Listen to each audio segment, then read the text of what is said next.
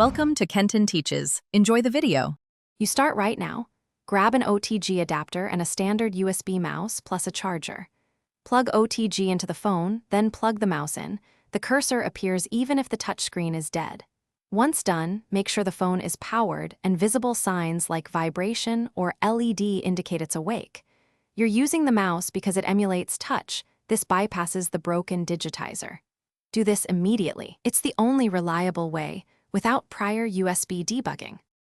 With the mouse, unlock the device by clicking the pattern or entering the PIN. Feel free to click deliberately. Next, navigate to Settings and find Storage or Connected Devices to switch USB mode to File Transfer when connected to your PC. If the USB option isn't available, enable Wi-Fi, log into your cloud account, and upload essential files. Keep calm and move step by step. Each click replaces a swipe. These actions let you access photos, messages, and documents without screen touch.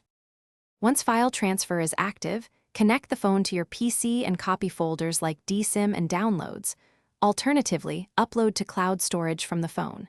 If you already had USB debugging enabled, ADB offers deeper access, but don't rely on it if not preset. Finally, if the mouse doesn't respond, try another OTG adapter or mouse and ensure the phone is charging. Low power can disable peripherals.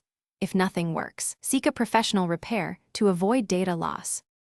Thanks for watching. Please subscribe if this video was helpful.